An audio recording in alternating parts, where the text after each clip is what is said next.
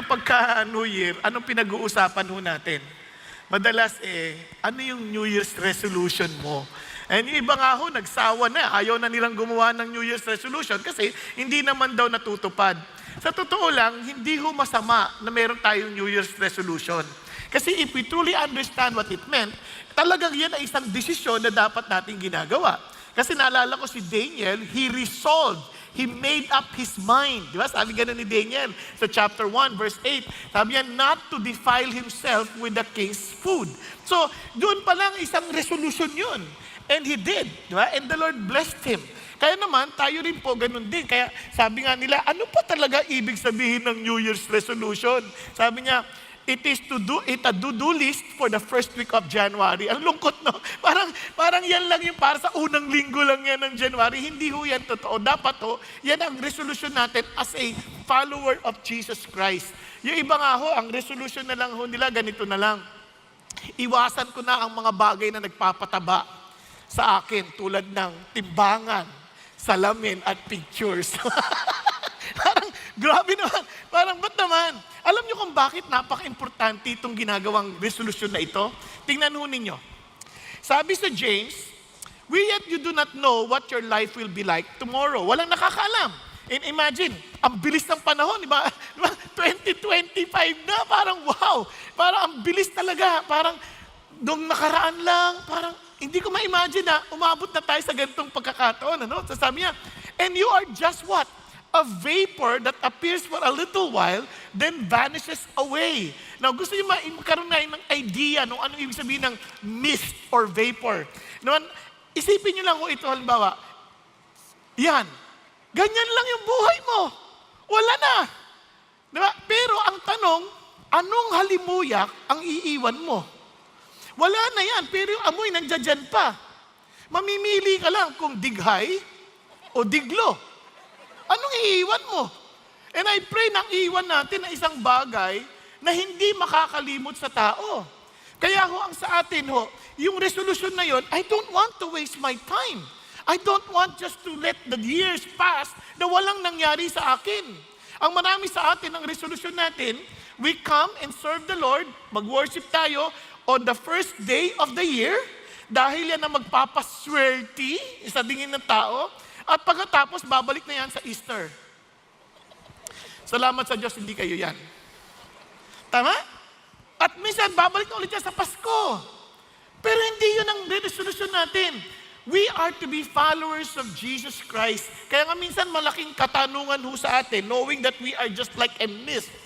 Dapat tanungin din natin ang ating mga sarili ng mga gantong katanungan. Am I really happy and genuinely challenged and fulfilled in life? Just be honest. Kaya nga ang ganda nitong ating linggong papasok bukas. Start tayo ng ating prayer and fasting. And I encourage all of you na kung pwede pumunta tayo dito, mag-gather tayo. And it's a time of, parang iwan mo sandali trabaho mo and a moment of asking, Lord, talaga naman di ako masaya tulungan mo naman ako. Ipakita mo naman sa akin ano ang pinakabutas kung bakit ganito ang buhay ko. As if I'm not fulfilling anything worth living. Are you following?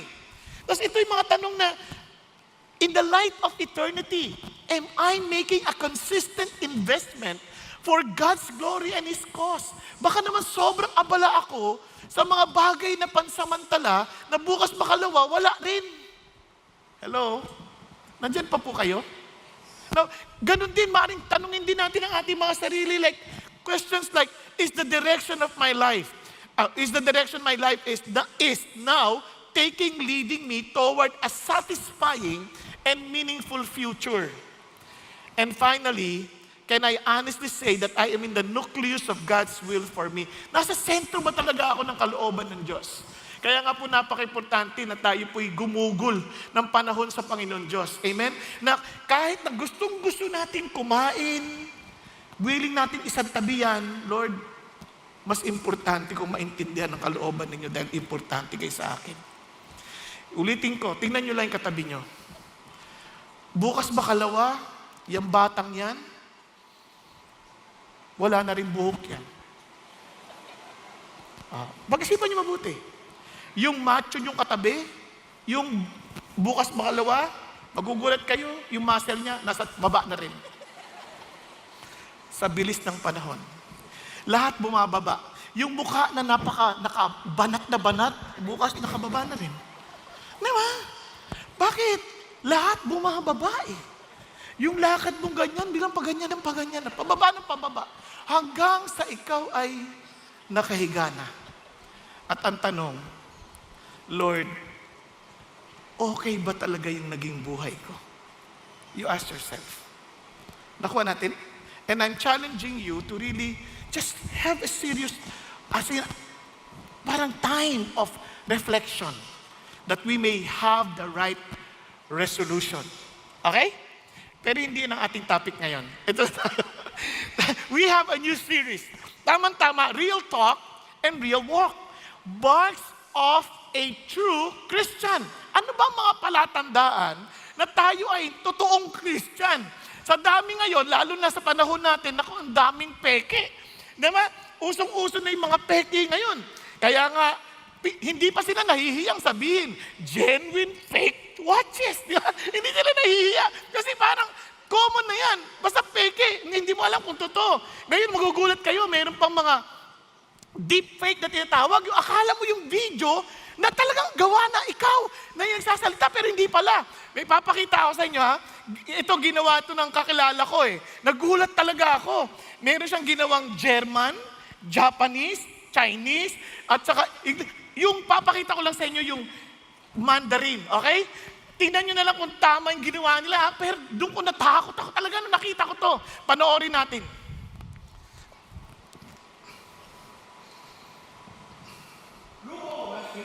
神会使我们繁荣。有些人被负照债务，但我们从未寻求神。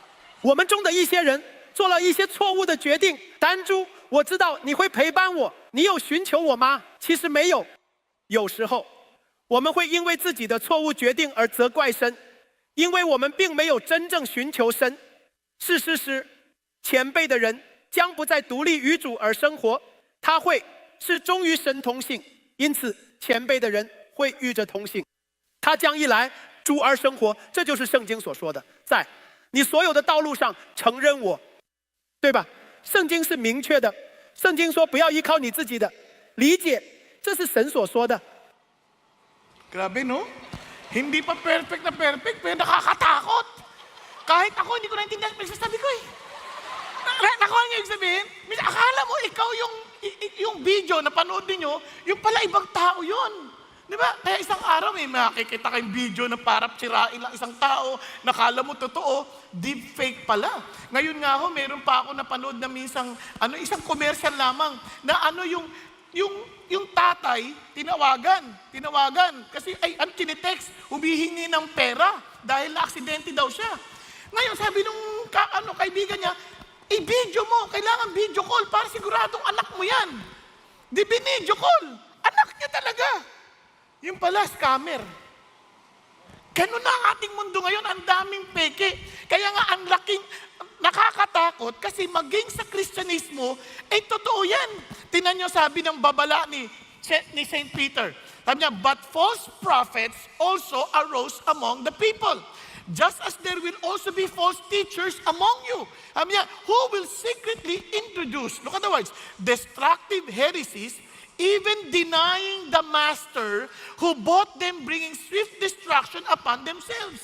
Para sa niya, many will follow their sensuality, and because of them, the way of the truth will be maligned.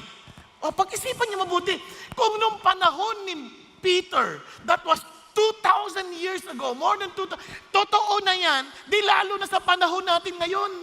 Kaya we need to be sure, totoo ba itong pinangahawakan ko? Biro mo, nagmamadali tayo, nakikipag-unahan tayo sa parking, nakikipag-siksikan tayo sa upuan, tapos tatayo tayo na na ilang oras. Yung pala, mali-mali naman itong ginagawa natin. Ayaw nating masayang ang ating buhay. Life is too short to miss what is true. Kaya nga, ang katotohanan, napaka-importante niyan. Kasi po, ang basic characteristic ng katotohanan, truth is truth, whether you ignore it or not. Di mo man pansinin yan, o pansinin mo, pag katotohanan yan, katotohanan yan. Sabihin mo, wala akong pakialam dyan sa impyerno na yan. kung totoo yan, yari ka pa din. Nasusundan natin. And truth is truth whether you believe it or not. Maniwala ka o hindi, wala naman tayong magagawa. Truth is whether you accept it or not. Marami nagtatanong sa akin pag nagkakita, Pastor, totoo ba yung si Renato? Kahit hindi ka maniwala, tao yun. Nakuha niyo yung sabihin?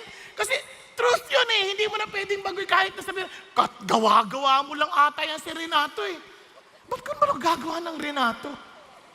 Sa dami naman mas maganda pang pangalan, ba't siya pa? Ba't hindi James Bond? O, di ba? Pero what I'm trying to say is this. Kung totoo, totoo yan. Kaya ho, ang tanong lang sa atin, totoo ba itong pinangahawakan ko? Am I a true Christian? Kaya itong isang bagay na napakimahalaga, kasi sa dami ng tao ngayon, ang daming mga tumatalikod sa Diyos. And according to them, hipokrito naman yung mga yan eh.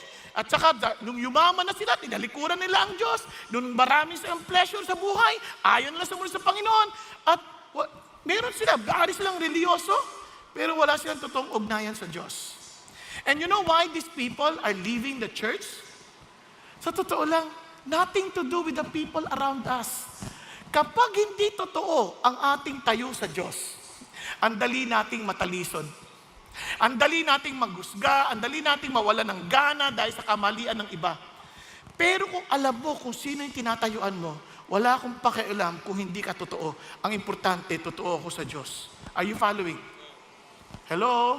Mga kabataan, sinasabi ko sa inyo, kung hindi man totoo mga magulang ninyo, huwag kayo magpadala sa kanilang kamalian. Dumakad kayo ng totohanan sa Diyos. Kaya yan ang ating pag-uusapan ngayon. Yan ang gusto kong maiwan sa atin. Be a true Christian. Pakisabi sa katabi mo, be a true Christian. Now, how would I know na totoo to? Alam niyo po, karamihan ngayon, nagugulat po ako, may mga ilan na they're even proud to call themselves carnal Christians. Mga carnal Christians kami. Christian ako pero carnal Christian ako ngayon eh. No. Alam niyo, nung panahon ni Paul, pag sinabi niyang carnal Christian, diniscribe niya yung nakita niya among this Christian in Corinth. Sabi niya, ang carnal ninyo. Parang, hindi ko kayo maturing na matured. Para pa rin kayong mga baby. Pero alam nyo nung sinasabi niya yon, obviously, sa church na pinag-uusapan yon, na parang ang daming niyang kasama, hindi nila alam kung sino yung totoo sa hindi. For example lang, bibigyan ko ng sample ha, may mga ilan sa iyo nagsiservice, akala mo nakikinig o nagpe-pray, pero hawak ang cellphone, nanonood ng K-drama. Hindi ako nagbibiro. Hindi dito, sa ibang service. Dito, sinisita ko yan pag nakikita ko. Pero iba talaga, kahit mga magulang, I'm just telling you this, ingatan yung mga anak ninyo. Di ba, kung sa eskwelahan yan, bibigyan nyo ba ng cellphone yan para lang, turuan nyo sila. Kasi parang ganito, pag nandito kayo, anak, wag, para makikinig lang si daddy ha, o ito maglaro ka. Wag ganun. Kasi parang sinasabi mo sa kanya, hindi importante sinasabi niya para sa inyong mga edad. Importante lang yan para sa aming mga matatanda dahil malapit na kaming mamatay. Yun ba kino-communicate natin? Hindi. Importante ito siya, anak. Kaya anak, kunin ko yung gamit mo, makinig tayong pare-parehas, pag-usapan natin ito mamaya. Nang sa gayon, yung buhay natin ay umayon sa kalooban ng Diyos. Okay tayo? Pakisabi sa katabi mo, mag-usap tayo mamaya. Di ba? Okay ba, boy? Diba? Kasi, alam nyo, magugulat kayo. Bibigyan example, si Ryan Helegic, 6 years old, nakinig po nakikinig sa teacher. Sabi ng teacher, doon po sa Africa, meron pong mga tao na maglalakad ng milya-milya, makakuha lang ng tubig na kailang iinumin, marumi pa. Kaya sabi niya, tulungan natin. 6 years old na bata, nakikinig. Sabi niya, umuwi. Mami, Daddy, kawawa yung mga taga-Africa. Tulungan natin. Magtatrabaho ako, Mami. Daddy, bigyan niyo ako ng pera ha. Pag maglilinis ako ng damo sa labas, tapos tutulong ako sa kapitbahay para makailikom ako ng pera. Kasi sabi ng teacher, $70 lang daw makakakuha na ng tubig. Yung well. Sabi niya, sabi ng mga magulang, sige, tulungan na lang natin. Di naman niya magtatagal. Seryoso yung bata nung naka-70. Pumunta sa teacher. Ay doon sa Water Aid Canada Foundation. Pumunta. Sabi niya, ito po, meron na akong $70. Baka pwede na tayo makatulong saan. Ay, iho, $2,000. $2,000. Pero kung yung bata yun, sabi niya, ay, ang laki na, hindi ko na kaya yan. Hindi siya napagtinag. Ang ginawa niya, kinausap niya yung mga kaibigan. Sabi niya, tulong-tulong tayo. Tapos kinausap niya lahat ng pwede niyang makausapin. Nakalikom siya ng $2,000. At the age of 7, pumunta siya sa Angola, as in school doon sa Africa. Nakita niya yung beneficiaries nung kanyang naibigay na well. Dahil dito, at the age of 12, nagtayo siya ng Ryan's Water Foundation. Age of 12, kaya huwag niyong isipin yung bata walang kakayanan. Yung batang yan, kailangan din ng kaligtasan. Pakisabi mo sa katabi mo, turuan natin ang ating mga anak. Diba? Sa totoo lang, minsan nga silang nakikinig kag matatanda ang tulog eh. Diba no? Natawa siya. Tinignan niya muna katabi niya.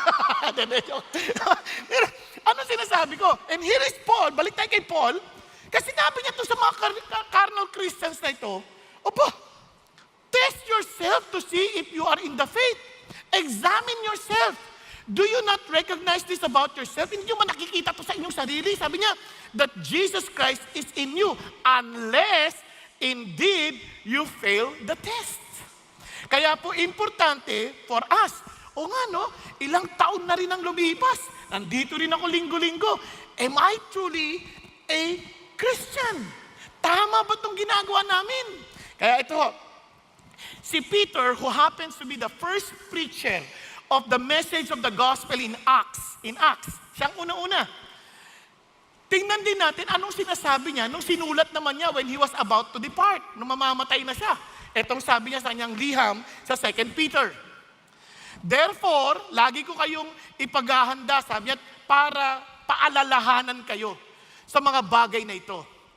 Bagamat alam nyo na to, at naitaguyod na kayo ng katotohanan na ipinapresent ko sa inyo, sabi niya, kinukonsider ko pa rin tama. Sabi niya, at nahanggat nandito ako sa lupa, ay kayo po ay pukawin sa pagpapaalala sa inyo ng paraan. Nakuha ninyo? Nasusundan natin. Yun ang sinasabi niya. O, tuloy tayo. Alam ko, sabi ganoon, na paglisan ko sa lupain ito, sa buhay nito sa lupain, sabi niya, at ang ating Panginoon Diyos ay ipaliliwanag to sa inyo. At kaya naman magpapakasipag ako habang nandito ako bago ako lumisan, sabi ganoon, na kayo po ay mapaalalahanan sa mga bagay na ito. Nakakatawa, no? Yun ang kanyang heart. I want to make sure na ito ay naiintindihan nyo ng mabuti. Kaya pag tinignan nyo sa bandang huli ng kanyang kabanata, ito sabi niya, this is now, beloved, the second letter I am writing to you, in which I am stirring up your sincere mind by way of reminder. Inulit-ulit niya, ito na yung pangalawang sulat ko sa inyo, kaya pupukawin ko ulit ang inyong mga kaisipan. That you should remember the words spoken beforehand by the holy prophets. Binabalikan ko lang kayo doon sa mga sinabi na ng mga propeta, and the commandments of the Lord and Savior spoken by our apostles. So, ito ngayon ang ating pag-uusapan. Ano yung sinulat niyang gusto niyang ipaalala sa atin? Yun ang ating pag-usapan. Para maintindihan natin, tama ba? Pareho ba itong aking pinangahawakan? Pareho ba ito ng pinangahawakan ni Peter? Pareho ba ito ng pinangahawakan ng iba pang mananampalataya? Nasusundan. Kaya next week, yung second part. Okay? Pero dito muna tayo. Dito muna tayo sa first part. 3 bagay to remember for this particular day. Riches of true salvation. Kasi para maintindihan mo kung tama ka, ang una mong titingnan, tama ba itong pinangahawakan ko? Di ba? Parang yung pera. Peki ba to? Paano malalaman? Alam mo, may totoo. Tama? Andiyan tayo? Alam mo, may totoo. Kaya, ano yung yaman ng totoong kaligtasan? Ano yung tamang tugon sa totoong kaligtasan? Ano yung dapat na resulta para sa totoong kaligtasan? Okay tayo? 3 R. Riches, response, and result. Pakisabi ulit. Sabi natin, para hindi kayo natutuluyan, mamaya paggising, ano nangyari? Di ba? Ulitin ko Riches, response, and result. Okay? Kaya 3 oras tayo mag-uusap, 3 R's. Okay, una, let's talk about the riches of true salvation. Kung alam mo lang yung yaman ng totoong kaligtasan, sobrang ang saya-saya ng Christianity. Tingnan natin. Punta tayo kay Peter. Sa Simon Peter, a bondservant and apostles of Jesus Christ. Look at how Peter understood the gospel. Si Peter, kung naalala ninyo, kasama siya sa mga alagad na sinabihan ni Jesus, hindi na kita tatawaging alipin, tatawaging kitang kaibigan. Dahil ibubunyag ko sa iyo ang kalooban ng aking ama. Natama? Sundan nyo. So ano niya si Jesus? Kaibigan. Hindi lang yon. Siya ay aking Panginoon. Siya ang aking mahal na master. Pero look at him. Because of the understanding of the riches of the true gospel or true salvation, binilang niya yung sarili niya a bondservant. Hindi lang basta servant. Bondservant. Yung servant, pwede kang mag-resign.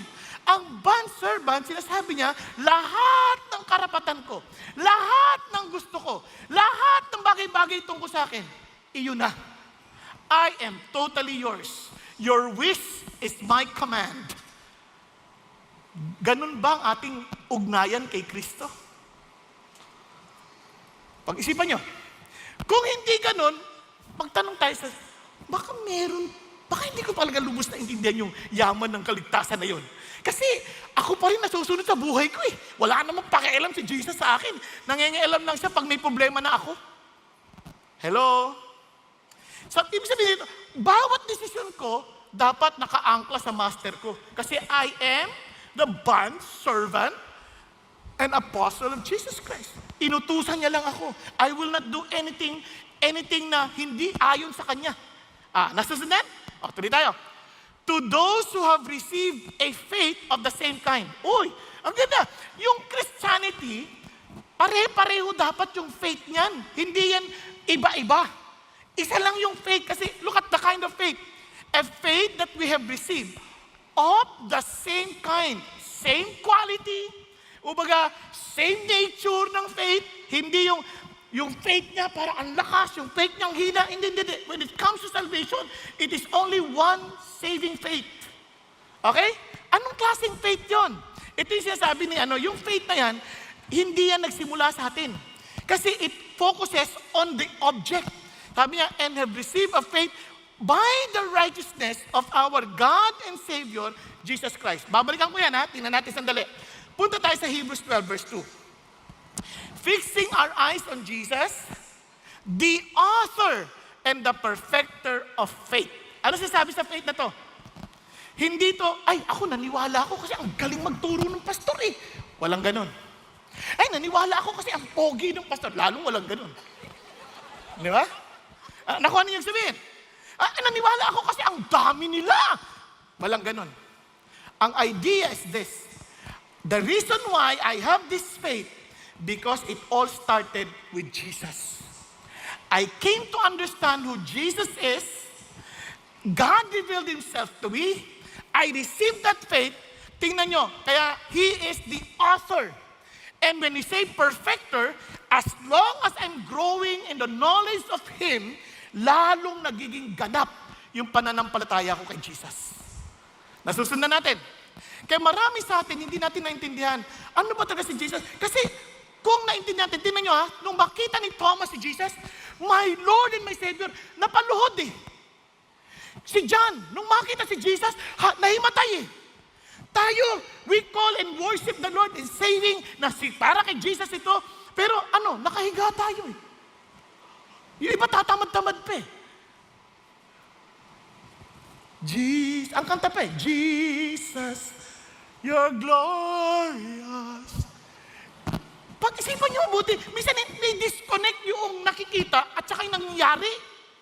Kasi if this is the Jesus I'm serving, imagine, if you're working for Jesus and you understand the Jesus that you're believing, you will give your best. Hello? Pagpunta pa lang, saan kayo pupunta?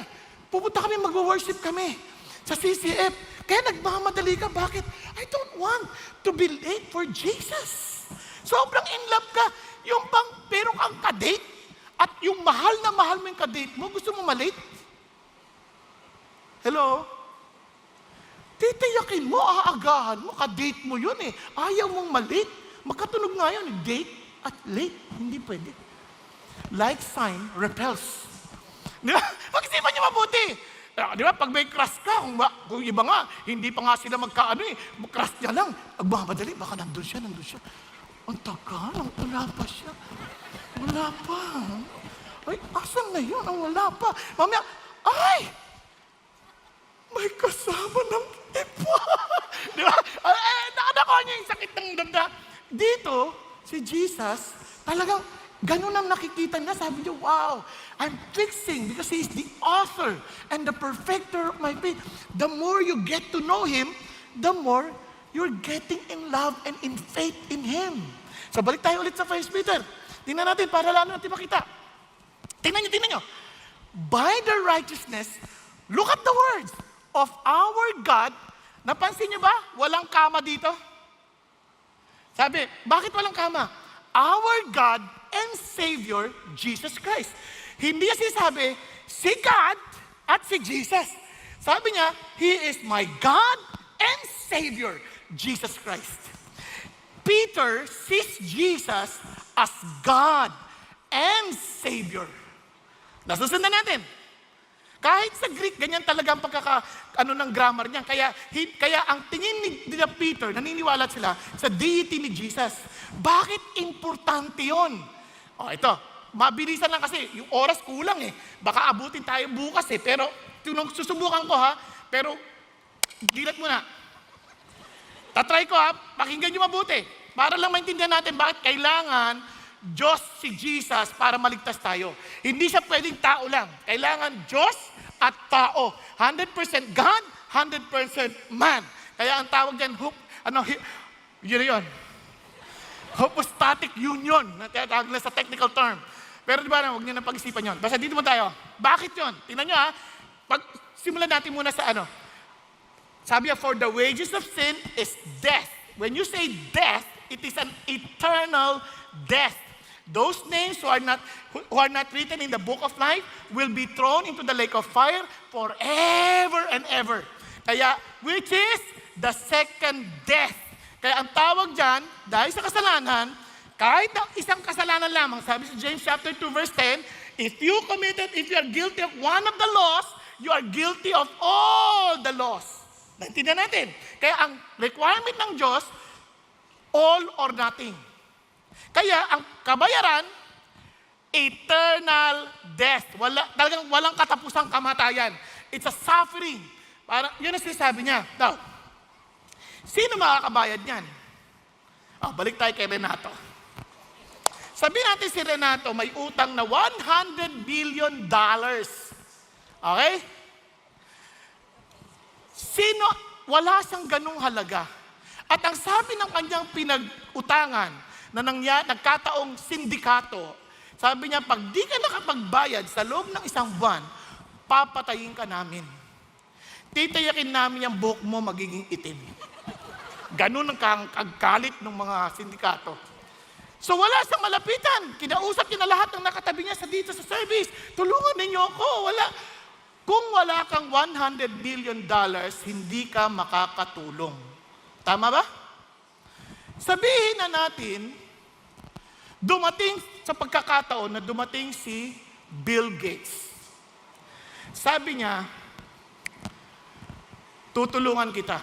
Dahil nag-aaser si Renato, nabaitan. Sabi niya, narinig ko ang kwento mo, may utang ka. Tutulungan kita. Babayaran ko ang utang mo. Maniniwala ka? Siyempre, kaya niya dahil kaya niya. Bilyonaryo yun ng dolyar. Sabi niya, ang problema lang, sabi niya, Renato, kailangan ko munang ibenta lahat ng mga Microsoft software ko, stocks. Dahil stocks siya. Kailangan i-convert ko siya sa $100 na utang mo. Tama ba? Ganyan ang sitwasyon natin. Ang utang natin, eternal death. Sino makakabayad? Wala. The only person who can help us is someone who has eternal life. Diyos lang ang may eternal life. Kaya in the very beginning, the Word was with God, and the Word was God, and the Word became flesh. Bakit?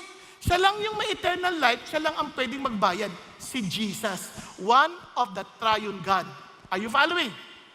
Kaya lang, ang utang ay kamatayan, kaya kailangan niyang maging tao para mamatay.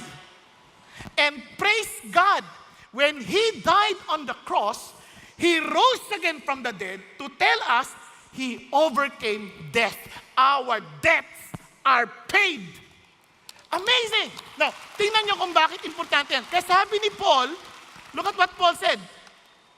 Sabi ni Paul, if the dead are not raised, not even Christ has been raised, and if Christ has not been raised, your faith is worthless.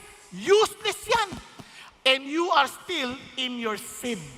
Kung hindi nabuhay ulit si Jesus, ibig sabihin, hindi nabayaran ang ating kasalanan. Now, kaya yung nagtanong minsan sa akin, sabi niya, Pastor, yung bang di niyo manggap kay Jesus, yun ang pupunta sa impyerno?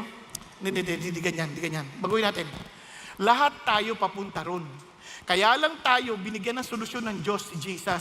At hindi mo tinanggap yung solusyon, kaya mapupunta ka pa rin. Dahil yun na yung tanging solusyon. Hindi dahil hindi, kaya yung mga tanong na, paano yung mga hindi nakarinig kay Jesus? Alam mo, yung solusyon binigay na nga ng Diyos para sa atin. Kaya nga, inutos niya rin, ikalat natin. Di ba? Kunyari, yung mga na usap-usapan sa Pilipinas, na ang gamot halimbawa sa dengue ay tawa-tawa.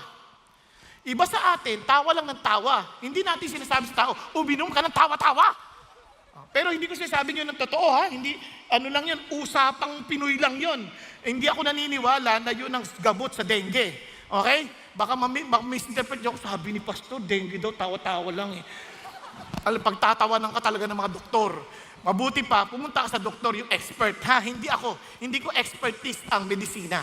O, bala maliwanag tayo ha. O, balik tayo ulit dito. So, alam mo na yung sagot, hindi mo sinabi. Hindi maliligtas yung tao kasi halimbawa kung nagkalat ang COVID, halimbawa lang na yung COVID talaga yung totoong nakakamatay. Tapos nakalaman mo na yung solusyon na ang gamot sa COVID ay meron ng gamot. Tapos hindi mo sinabi, mamamatay talaga sila. Pero talagang mamamatay na sila dahil hindi nila alam yung gamot. Nakuha ninyo? Okay tayo? Kaya ganyan ang yaman ng ating kaligtasan. Biruin mo, utang nating lahat, kayang bayaran, ganun siya. Capable, pero we need to acknowledge that. Kaya pag hindi mo tinanggihan, parang ganito, sabihin na nato, ay huwag niyo po akong, huwag niyo pa kakailan ang utang ko. Di pag binayaran niyo na, ikaw na ang Panginoon ko, di susunod na sa gusto mo, di na ako mabubuhay ng gusto ko. Ay, mamamatay na lang ako. Kaya ganyan ang buhay ng marami. They want salvation, they want solution, but they don't want Jesus, the very answer to our problems because they want their own lives. Kaya minsan, okay na lang, mamatay na lang. Kasi nga, hindi natin alam ang kasukdulan ng ating pagkakautang dahil kung tatanggihan natin ang pinakayaman ng ating kaligtasan. Nagkakaintindihan tayo? Andiyan pa kayo? Okay, good. Now, tuloy tayo. Kaya sabi ng Panginoon, napakasarap. Sabi ng Panginoong Diyos, ano sabi niya? For in Him, all the fullness of deity dwells in bodily form, and in Him, you have been made complete. And He is the head over all rule and authority. So marami, ayaw lumapit kay Jesus kasi isip nila, ang hirap naman kasi isipin mo pagka, hindi ko kayang magbago. Baka mamaya expect niya ako magpakabait, hindi ko kaya, hirap ako. Baka sabihin niya, expect niya ako, mahalin ko yung asawa ko eh. Hirap mahalin asawa ko, hindi mo kilala yung bruha yun eh. Baka sabihin niya, kailangan ko ng humingi ng tawad sa mga naku, ayoko. Di ba? Natatakot tayo kasi hindi ko kaya yan. Kaya naman, ang habilin ni Pedro, ito ang kaligtasan. Sabi niya, teka, huwag ka munang magreklamo. Sabi niya, tingnan mo yung yaman ng kaligtasan mo. Ano yung yaman ng kaligtasan mo? Sabi niya, look at this. Una sabi niya rito, here are the abundant riches of salvation. Sinamarize lang. Our Lord Jesus not only rescues us from the penalty of sin, but also liberates us from its control, empowering us to live victorious lives. Paano ko nasabi yun? Tingnan niyo sabi niya, seeing that His divine power has granted to us everything pertaining to life and godliness. Ano sabi niya? Sabi niya, binigyan ka ng divine nature ni Jesus, binahagi niya sa'yo. At sabi ganoon, at ibinigay niya sa'yo lahat ng kailangan mo para ikaw ay mabuhay ng matuwid ayon sa kalooban niya. Through the true knowledge, sabi niya, of Him. Bakit true knowledge of Him? Who called us by His own glory and excellence. So, paano daw? Kailangan makilala natin sa lalo. Tama ba? Kaya yung earlier verse niyan, kung meron kayong Bible, nasusundan niyo pa ba ako? Ito yung earlier verse niya, para makita natin. Kasi sabi niya, grace and peace be multiplied to you in the knowledge of God and of Jesus Christ our Lord. Bakit doon ang pundasyon? Kasi ito ang essence ng eternal life.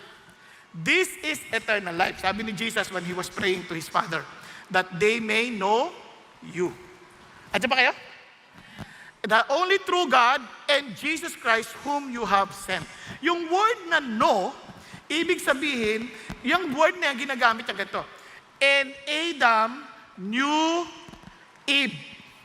And Eve, sabi ganon, ano parang, sabi niya, born Cain.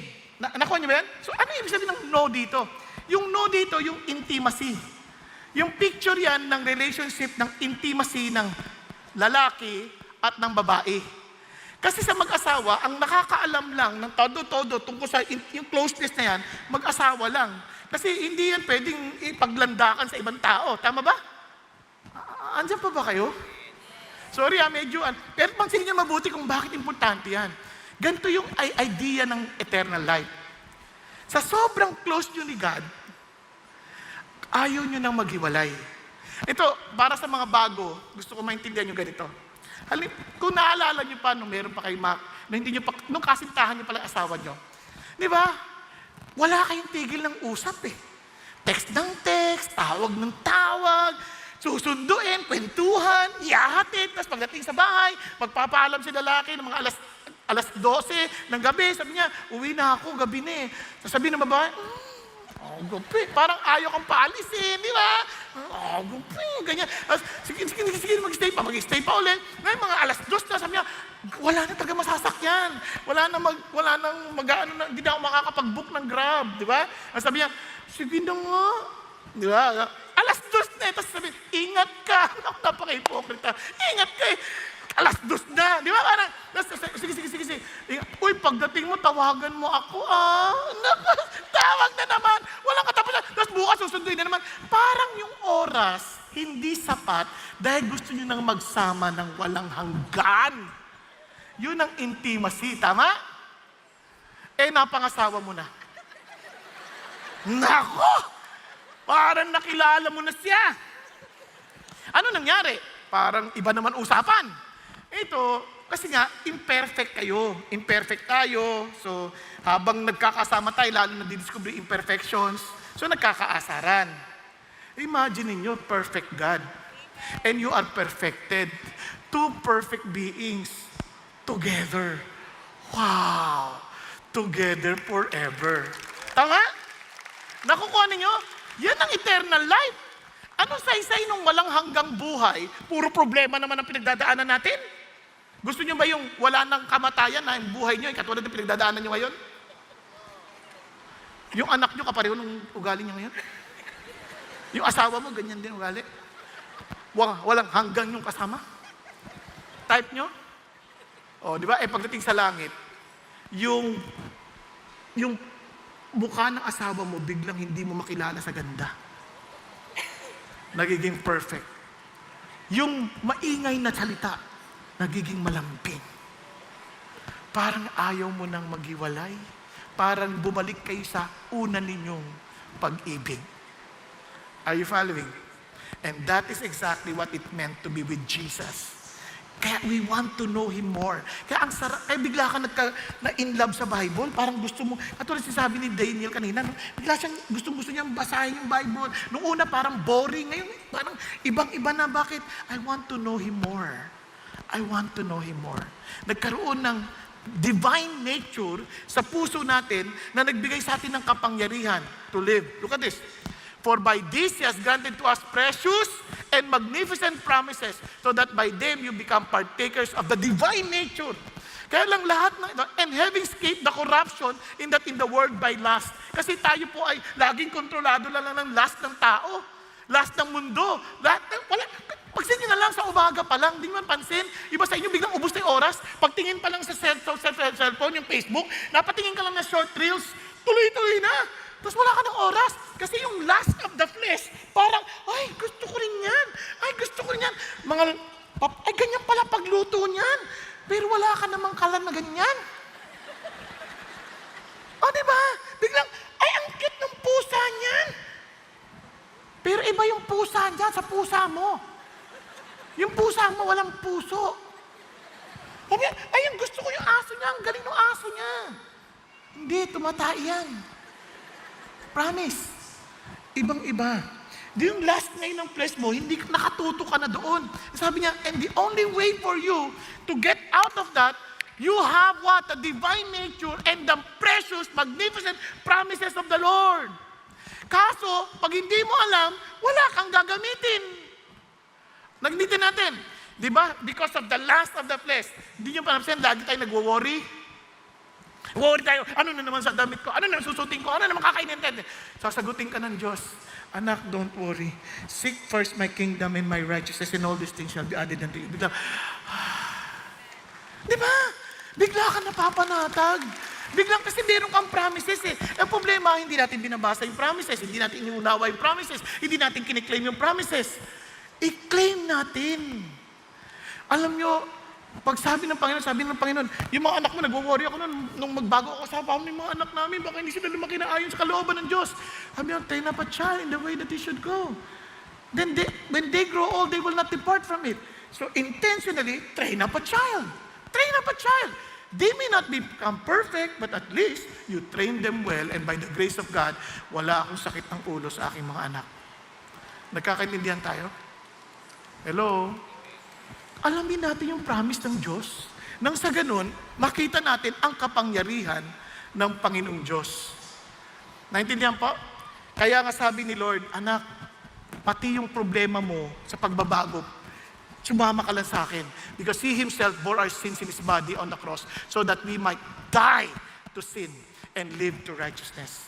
Kaya alam mo, you will change from glory to glory because of the reality of our Lord, the power of our God. Kaya wala na excuse na, ay, tao lang ako, hindi ako magbabago. Ay, matanda na ako, hindi na ako magbabago. Hindi totoo yan.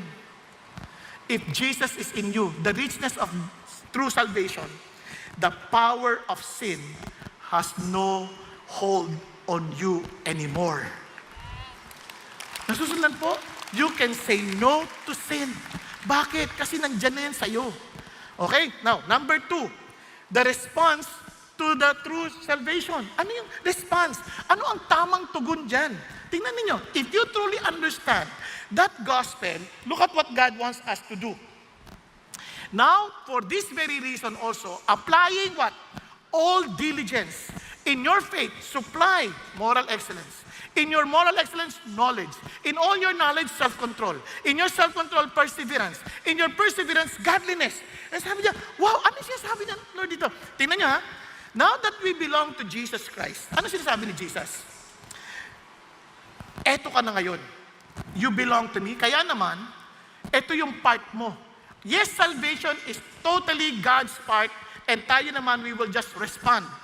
Now, if we truly understand the true salvation, anong dapat effect mo? With all diligence, lahat ng kaya mong gawin, lahat ng may kasipagan, gawin mo to. In your faith, andyan na yan, faith, binigay nyo na sa'yo. Supply, moral excellence. Pag sinabi mo supply, meron ka yun. Igagawin mo na lang, ilalabas mo na lang. Naintindihan natin?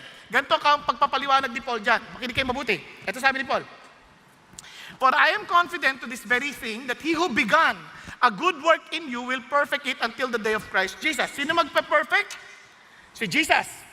Tingnan nyo ulit, paano yun sa totoong buhay? Ganito yan. So then, my beloved, just as you have always obeyed, nakikinig sa akin, sabi niya, not as in my presence only, but now much more in my absence. Look at the words. Work out your salvation with fear and trembling. Ano sabi niya? Work out your salvation. And yung work out, kunyari ganito, sa katawan, maniwala man kayo sa hindi, nagwo-workout ako. Okay? Nagwo-workout ako hindi para magkaroon ako ng katawan. May katawan na ako. Iwa-workout ko na lang para maging malusog ako. Hindi ako nagwo-workout para gumanda yung forma ng katawan ko. Nagwo-workout ako para maging malusog ako kahit papano. Nakukuha ninyo ibig sabihin. Kaya workout. Yung salvation, nasa iyo na yan. Kailangan i-workout mo yan. Nakuha natin. Kaya tingnan niyo sabi ng Lord, for it is God who is at work in you, He's at work in you. Both to will and to work for His good pleasure. Kaya, napansin niyo, ito ako napansin. Kunyari, galit. Di ba? Galit. Nagagalit ka. Maniwala ka sa hindi. Because of Jesus, pag magagalit ka, pwede kang magalit, pwede hindi. Nararamdaman mo sa loob mo eh. Pwede mong piliin na hindi. Kunyari, natutokso ka ng sungitan. Pero sabihin, Lord, wag. Nararamdaman mo eh. At pwede kang hindi sumungit. Pwede mong sabihin, kamusta? Nakuha ninyo? Kaya eh. Tingnan nyo. Kahit nga hindi Christian, minsan kaya pa eh. May halimbawa lang, ang mga anak mo, gulo-gulo. Ano ba kayo? Nakakainis na kayo. Tumahimik na kayo. Hello?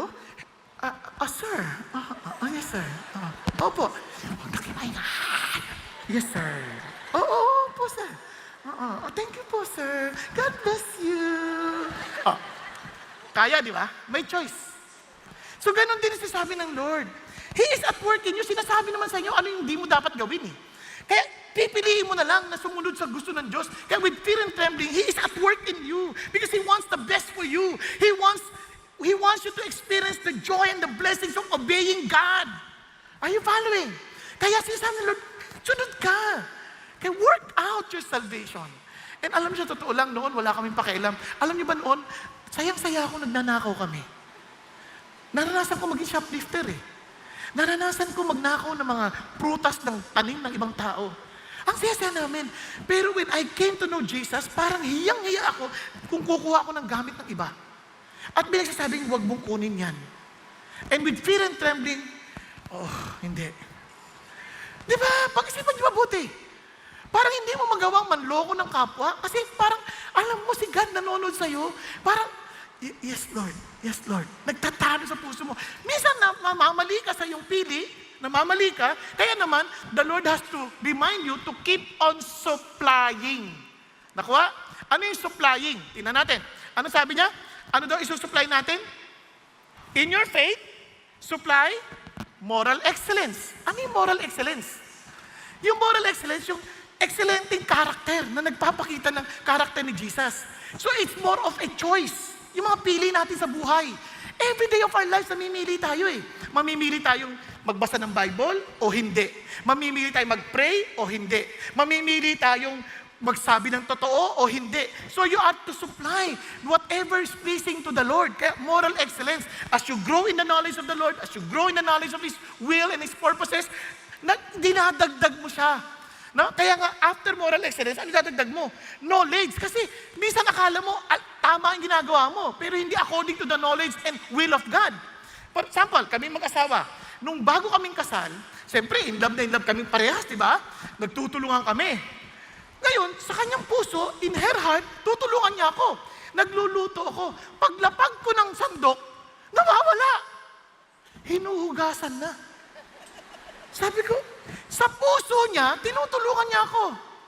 Pero hindi niya alam yung sistema. Hindi ka nakakatulong. Kasi nawawala yung sandok, ginagamit ko pa. Pag nahugasan, anong gagawin ko? Gaganon ng kamay. Di ba? You know what I'm trying to say? Minsan, ina-assume natin ng Diyos na ito ang will ni God. Ito ang gusto ni God. Hindi alamin mo. Grow in knowledge. Yun sabi niya, kaya supply knowledge. Para kaya, you do your quiet time, you learn from each other, kaya nga nagdi-D group, kaya tayo natututo sa ibang tao, because He wants to know what the will of the Lord is. Kaya sabi naman, take every opportunity for the days are evil. Sabi niya, know and understand the will of God. Are you following? Now, tuloy tayo. Ano pa? Self-control. Di ba? Kasi sa sobrang knowledge, maybe knowledge pops up. Kaya kailangan mong disiplinahin ang sarili mo. Na parang hindi system na maghusga ka, disiplinahin sa naman. Hindi. Nakuha. Kasi minsan, yung knowledge natin, Katulad nito, maraming tao sabi niya, oh, basta mang uminom ng alak, basta mang uminom ng wine. So nagtatalo-talo yan. So in your knowledge, sabi naman ni Paul, pwede daw, katulad na sinabi niya kay Timothy. Ano yung pinag-iisipan ko mabuti? Naalala ko, ako bilang mahilig ako magluto. So pag kumakain ako, para akong Pranse, kumakain din ako, umiinom din ako ng wine, part of the food, yung wine. But, sabi ng Lord sa akin, siyempre, if somebody else is getting stumbled, huwag mong gawin because everything should be done in love. Tama? Na-notice ko, yung anak ko, mas malakas ng uminom ng wine. Sabi ko, hindi na ito mabuti. Kaya napilitan ako, tinigil ko yung pag-inom. Alang-alang sa anak ko. Dahil mahal ko yung anak ko. At mahal ko rin yung ibang tao na maaaring gayahin ako, wala naman silang control. Naiintindihan na natin. Hello? Kaya pinag-iisipan mo rin yan.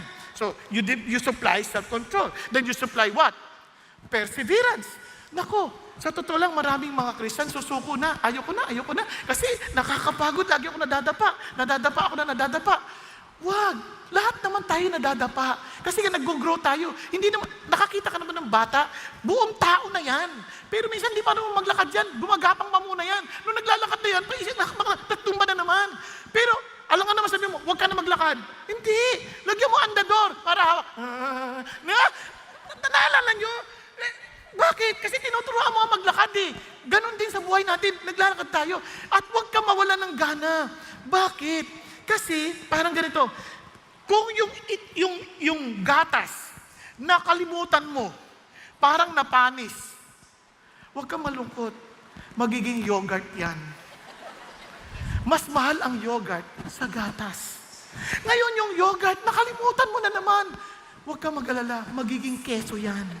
At yung keso, mas mahal sa yogurt. Anong ibig sabihin? Kung nadadapa ka man, huwag kang malungkot, bangon ka ulit, punta ka ulit kay Jesus. Bakit? Dahil tumataas ang value mo. Habang natututo ka sa iyong pagkakamali at naniniwala ka that your God, your Savior, is always there for you to make you the right person that He wants you to become. Amen? Yun ang sinasabi ko. Kaya persevere. Ganun din. Kung ganun ka sa sarili mo, ay ganun ka rin sa ibang tao. Maging mapagpasensya ka rin sa iba. Ano ba naman to? Ang tigas ng ulo. Wag, maging pasensya. Ikaw nga nagpapasensya. Tulungan mo rin siyang lumago sa Diyos. Nagkakaintindihan? Now, hindi lang perseverance. Ang sabi niya, godliness. Then, ano yung godliness?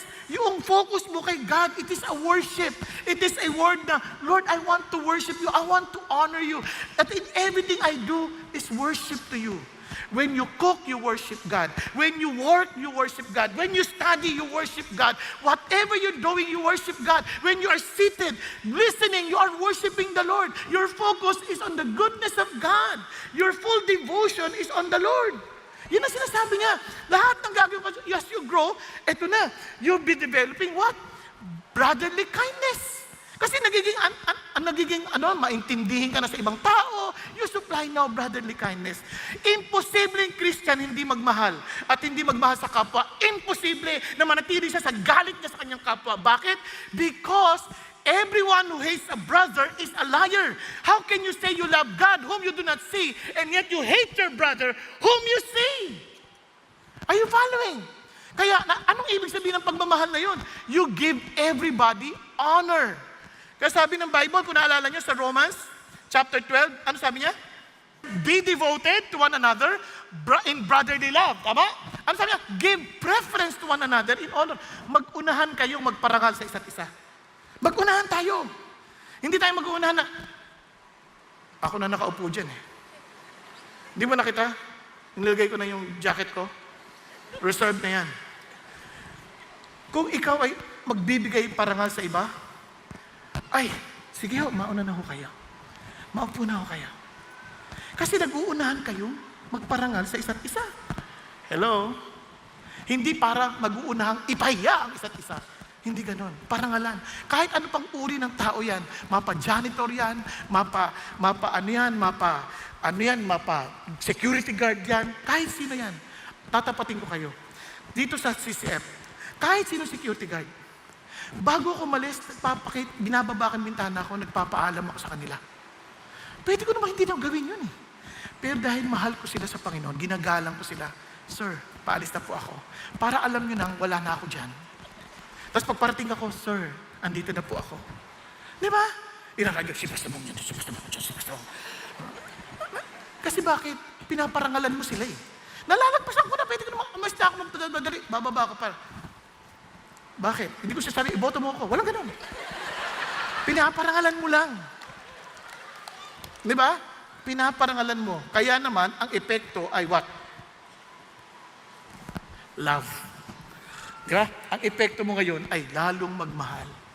Kasi the agape, the sacrificial love na parang walang kondisyon. Kahit hindi ka mabuti ka o hindi ka mabuti sa akin, mamahalin kita dahil mahal ka ng Diyos. Kaya nga kahapon, may seminar po ako sa isang company. Sabi ko, 2 araw na seminar. Sabi sa kanila, naging kasabihan natin, I don't care how much you know until I know how much you care. Sabi sa kanila, forget it. Hindi yan tama. Hindi yan pang-Christian. I don't care if you don't care as long as I care. Yan ang Christian. Ulitin ko. Di ba sabi nila lagi, I cannot respect you because you do not deserve it. No, I respect you even if you don't deserve it because I'm respecting my Jesus who loves you. Are you following? Ibang-iba ang prinsipyo. Kaya as you grow, isipin mo kung lahat yan patuloy na nag-grow. Kitang-kita si Jesus sa atin. Katuwan-tuwa ako doon kay Toybs, di ba? Kay Toby. Kaya yung matigas sa puso ni Daniel, walang magawa eh. Kaya anong hamon ng Panginoon sa atin? Ano sabi ng Lord? Na gusto niyang gawin natin? Punta tayo sa Peter. 2 Peter 3:18, sabi niya, but grow in the grace and knowledge of our Lord Savior Jesus Christ. To Him be the glory both now and the day of eternity. Walang tigil na paglago. Kasi sa moment na hindi ka tumigil ka na, babagsak ka. And alam niyo, demonstrate sa atin ni Paul. Kasi tuwan-tuwa ako sa kanya nung pinanood ko sa kanya umaga, sabi ko, galing mo pala magbike. Tingnan niyo, para ka nagbabike. Habang gumagalaw ka, pumipidal ka, hindi ka babagsak. Tingnan niyo ang husay ng batang ito. Parang batang Milo. Di ba? Yeah. Yeah. Pero sa sandaling huminto siya, at hindi na siya, I'm a loving brother. Ini-expect ko doon ka tutumba. Huwag naman dito eh. Ang taas-taas niyan eh. Natakot ako mahal na mahal ko itong kapatid na ito eh. Di ba? Pero what I'm saying, tinan nyo, pag guminto ka na, tutumba ka eh. Kaya ang Christianity, tuloy-tuloy na paglago yan, tuloy-tuloy na pag-andar. Thank you Paul ha, ingat ka. Kaya nga, hindi uso sa atin yung, oy iho, papunta ka pa lang, pabalik na ako. Di ba kasi nung bata ako, nagsimulang magturo eh. Tapos sabi ko, ama, tiyo, bakit ka bumalik? Naligaw ka no? Kasi ang buhay natin tuloy-tuloy yan sa Diyos eh. Ba't ka tuloy-tuloy yan? Ngayon kung babalik ka man, dahil nagkamali ka talaga, aminin mo. Kaya hindi yung wag mong gamitin na, pabalik na ako. Hindi. Kung bumalik ka, nagkamali ka. Kaya, it's okay naman. Tuloy na tayo ulit. But don't ever say, I've arrived. Wala pa. I don't care how old you are in the Lord. Kung hindi, wala pang naka-arrive sa atin. Even Paul himself, not that I have obtained it yet. Di ba? Hindi pa. But one thing I do, forgetting what lies behind, but looking forward to what lies ahead. Are you following? Kaya never to come and say, mga anak, naka-arrive na ako. Kayo na lang mag-service. Ako dito lang ako. Hindi totoo yan. Pagka ganyan, hindi mo naintindihan ang Christianity. Because true Christianity, to supply this moral excellence, to allow this moral excellence, ano ibig sabihin ng response natin? Ito po ang ibig sabihin ng ating response sa Diyos. The response to the true salvation is total submission to the life of Jesus within us. Si Jesus ang nandito. So, allow natin.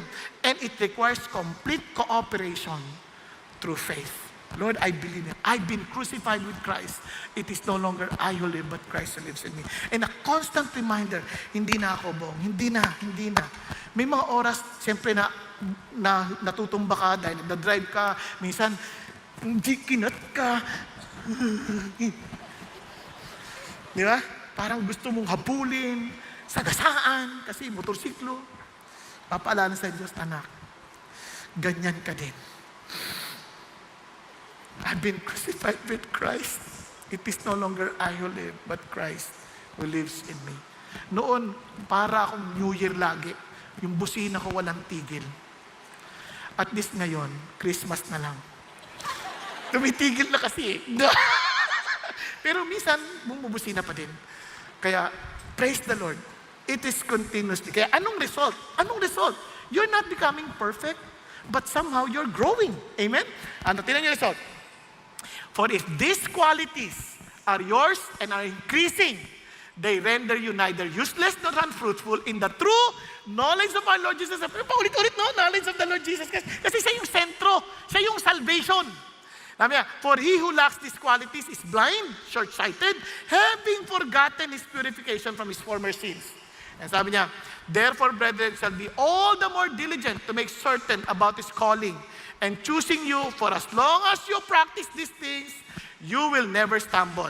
For in this way, the entrance into the eternal kingdom of our Lord and Savior Jesus Christ will be abundantly supplied to you. Now, para masummarize natin kaagad, ginawa ko na lang ng table. Unang-una, itong result. You can possess these qualities. Moral excellence, knowledge, di ba? As in, self-control. Nasa yan. You can have it. Kasi you have it already. You can bring it out. And sabi niya, for if these qualities are yours. Napansin niya? Now, you are growing, are increasing. As yung word yan is overflowing. As you are overflowing, tuloy-tuloy yan. Nag-grow ka, kaya huwag ka parang mawalan ng gana. Dahan-dahan niya, mag-grow ka. Mag-grow ka, huwag kang susuko.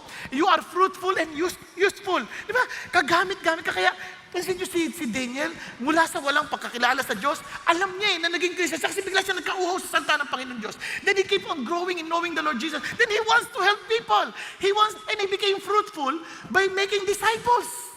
Kaya, pag nakikita natin yung anak natin, o kaya yung mga kasama na Christian, tapos wala kang nakikitang fruitfulness, medyo magdadalawang isip ka eh. Hindi ko sinasabing, hindi kita inuusgasan, hindi ka Christian, pero bakit? Bakit wala kang pagmamahal sa salita ng Diyos? Bakit tinatamad ka pagdating sa Diyos? Meaning, walang buhay yun kasi nature yun eh. Nature. Kunyari, yung isda, nature niyang nasa tubig, enjoy sa tubig yan. Dali mo yan sa lupa. Tingnan mo yung isda kung masasayahan. Gaganon-ganon yan. Hindi siya masaya. Lagay mo sa tubig, masaya-saya yan bigla. Nature niya yun eh. Ganon din, if you have a divine nature, nature mong hangarin ang salita ng Diyos, which is eternal. Kaya man shall not live by bread alone, but with every word that proceeds out of the mouth of God. Because that's your nature. It's your nature that you are in love with God because you are one with the Lord. Therefore, if anyone is in Christ, it's a new creation. It's your nature. Kaya hinahangad mo to know more of Him. Kaya sabi niya, kaya you become fruitful, they render you neither useless nor unfruitful. Now, you have clarity of vision. Bakit? He who lacks these qualities is blind or short-sighted. Kaya maliwanag yung buhay mo, purposeful. Hindi na siya yung parang aksidente na lang. Bahala na. Now, you are grateful of your forgiveness and joyful ka. Ang Christian masayahin. Bakit? Forgotten is purification. Kapag hindi ka lumakad na ganyan, nakakalimutan mo na patawad ka na ni Jesus. Kaya malungkot ka palagi. Kaya lagi nagdududa, Christian ba ako? Hindi. Kasi hindi mo sinusupply eh. Now, ito pa, para malalo pa natin makita. Sabi, you are steadfast. For as long as you practice these things, you will never stumble. Ang tibay mo. Then excited to see Jesus face to face. For in this way, the entrance into the eternal kingdom of our Lord and Savior Jesus Christ will be abundantly supplied to you. Dalawa lang pwede nating mangyari when one moment we die before the Lord. We die and face to face with the Lord. Ano yun? Pag-isipan niyo mabuti. Anong pwede natin maranasan? One, a glorious entrance. Katulad ng sabi ni Stephen, when he was being stoned to death, and he said, behold, I see the heavens opened up and the Son of Man standing at the right hand of God. Ang Son of God, lagi nakaupo yan sa right hand, pero dito tumayo pa. As in, Stephen, I'm yours. I'm waiting for you. Diba, ang sarap na ganun pakiramdam, no?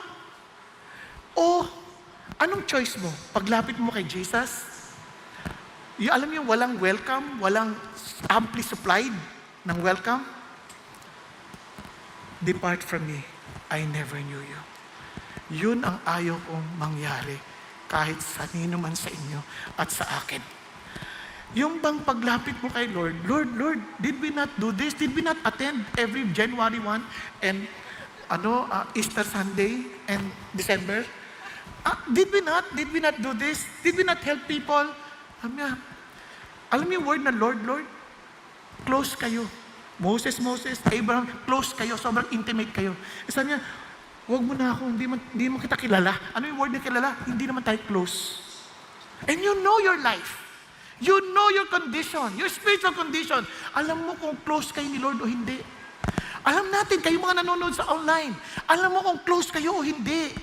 Don't pretend. God is not looking for your religiosity. He's looking for your intimacy with Him. Your love for Him. Because you understood His love for you. Kaya nga si Paul, nakakatawa, sabi ni Paul, in the future there is laid up for me the crown of righteousness, which the Lord, the righteous judge, will award on that day, not only to me, but also to all who love His appearing. Excited sila, because they knew. Friends, ang hangad ko po para sa ating lahat, and I will end, that every one of us will hear God say, well done, good and faithful servant. And look at the word, I will put you in charge of many things. Enter into the joy of your master. Bakit po yung iba nawala? Bakit yung iba? Ano nangyari sa kanila? Kasi po, wala pong totoong nature. Kaya nga nalungkot si Peter. Sorry, kailangan ko lang itong balikan. Sabi ni Peter, for if after they have escaped the defilement of the world by the knowledge of the Lord Jesus and Savior Jesus Christ, na-experience sila initially ginawa ng Lord, they are again entangled in them and are overcome. Nanumbalik sila sa dati. The last state has become worse for them than the first. Sabi niya, it would be better for them not to have known the way of righteousness than having known it to turn away from the holy commandment handed on to them. Kaya maraming sabi they're Christian and yet they're living their own lives in wickedness. Kaya sabi niya, and it happened to them according to the true proverb. A dog returned to its own vomit, and a sow after washing returns to wallowing in the mire. Walang pagbabago ng nature. Parang ganito, sa labas, ginawa mo na, nilinis mo na. Yung baboy, hugasan mo yan, paliguan mo yan, tapos babalik lang ulit sa putikan. Alam nyo, paano yan malinisan talaga?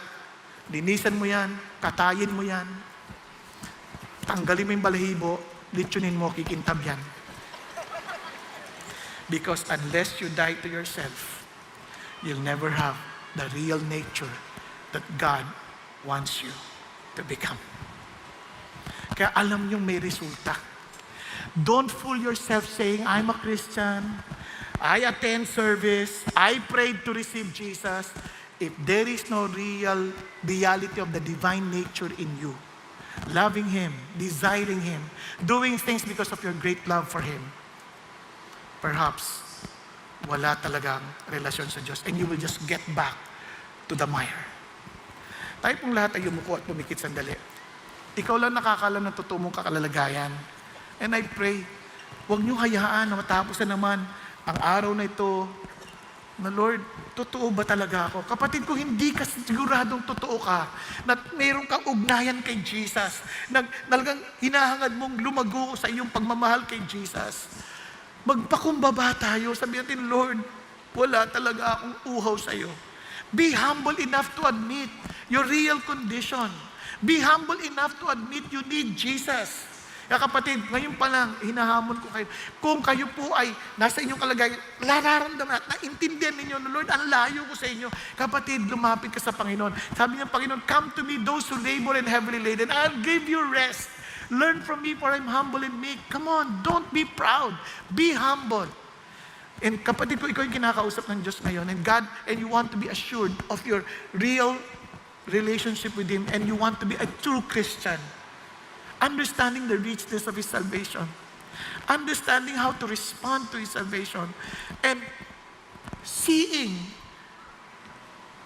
the result of the salvation. Kapatid, if that is your heart's desire, and God is speaking to you, just be humble to raise your hands to the Lord. Lord, ako po yun. Yes, huwag kang mahiya. Yes, yes, hallelujah. Thank you, Jesus. Thank you, Lord. Yes, ganun din po sa balcony. Ganun din po sa upper balcony. Be humble enough to say, Lord, ako po yun. And even for those who are online, kahit nanonood ka, huwag mo isipin na nag-attend na ako. Pero habang nakikinig ka, nagluluto ka, hindi mo maintindihan ng buo. I'm challenging you to watch it again, and I'm telling you, this time, get serious with God. And God wants to welcome you in eternity. As in, with wide open arms. Yes, be humble. Raise your hands to the Lord. Yes, thank you, Jesus. And those who raise their hands, will you please stand up from where you are? Tayo ka, tayo ka. As a sign of your humility, surrender to God. Yes, thank you, Jesus. Thank you, Lord. Thank you, Lord. Thank you, Jesus. And for those who are standing up, sabihin mo to sa Panginoong Isus. Panginoong Jesucristo, salamat po na kayo'y naparito para iligtas ang mga makasalanan. At inaamin ko po, ako po yun. Makasalanan po ako. Nabubuhay po ako ayon sa kagustuhan ko. Nabubuhay po ako independent from you. Gumagawa ako ng mabuti para lang sa sarili ko, kundi hindi dahil sa inyo.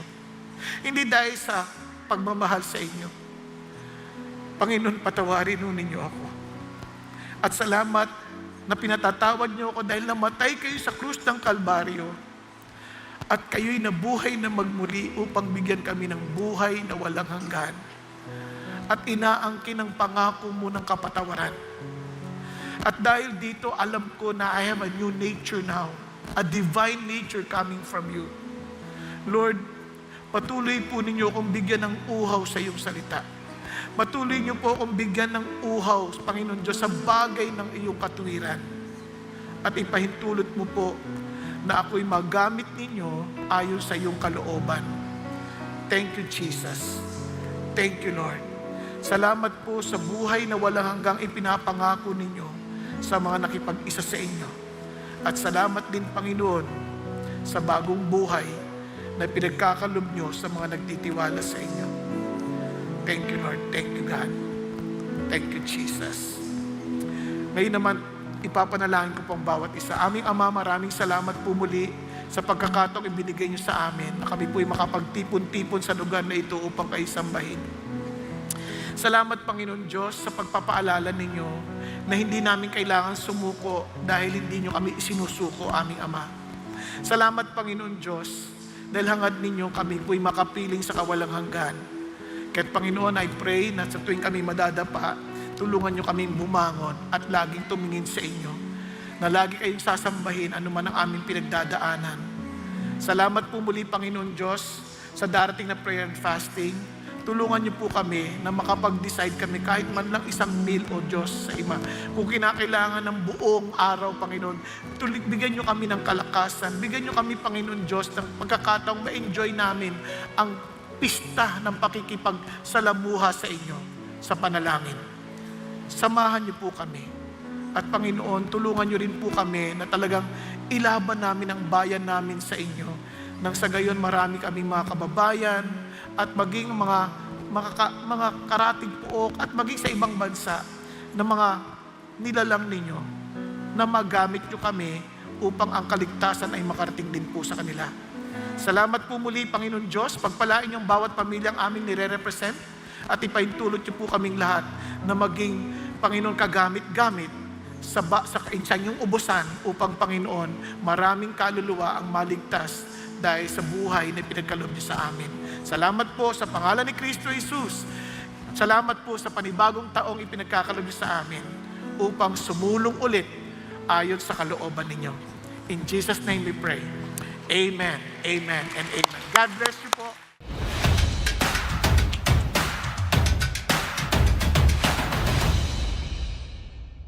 Magandang araw, CCF family! Welcome to Sunday Fast Track, where you ask real-life questions and we give you biblical truths.